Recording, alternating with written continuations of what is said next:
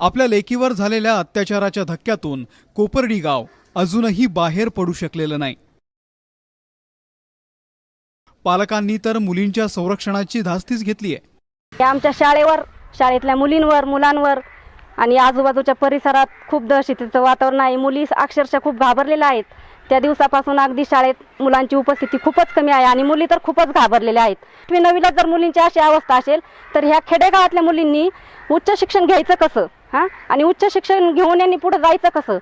आणि आई वडील त्यांच्या शेतात राबत असतात, दिवसभर कष्ट करत असतात। घरातून मुलगी बाहेर पडली, मग ती शाळेत गेली, काहीची अशी बाहेर दुसरीकडे अशी अवस्था केली ह्या नाराधामांनी, काय करणार आहे ती घरी येईपर्यंत?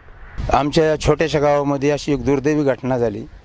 एक अल्पवयीन मुलीवर बलात्कार झाला आणि तो तिचा खून देखील झाला, खूप हालहाल करून खून झाला। त्यामुळे आमच्या गावात पूर्ण बंद पाळलेला आहे आणि आम्हाला पूर्ण त्याचा चांगल्यापैकी न्याय मिळेपर्यंत हा बंद। आम्ही पण त्याच गावात राहतो, आमच्या संरक्षणाचं काय? आज ती गेली, उद्या आमचा प्रश्न काय? आम्ही पण अशा जर गेलो तर सरकार अजून किती मुलींचे जीव घेणार आहे? हे कुठेतरी थांबलं पाहिजे।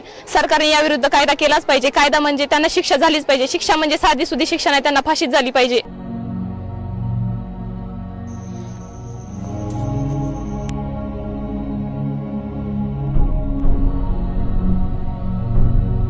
मायभूतुला पुत्र म्हणून लाभे मर्द मराठा, मर्द मराठा, मर्द मराठा, मराठा मर्द मराठा, मराठा मर्द मराठा, हे मराठा मर्द मराठा।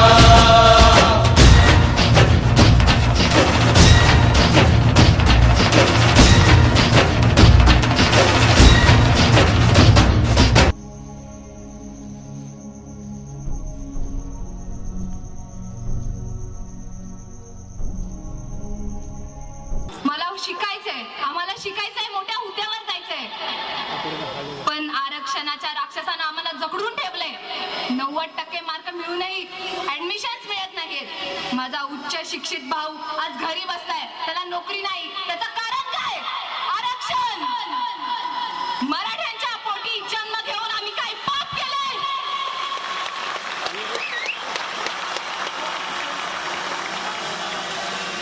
माझे वडील शेतकरी नाही, आज तो घरी आहे। मोठमोठ्या कॉलेजेसच्या ऍडमिशनच्या फीस भरायच्या आहेत। कसं करायचं आम्ही हे सगळं? कसं करायचं आम्ही हे सगळं? सांगा ना, कसं करायचं आम्ही हे सगळं? नका ठेवू वाईट नजरा जिजाऊंच्या लेकीवर, नका ठेवू वाईट नजरा जिजाऊंच्या लेकीवर।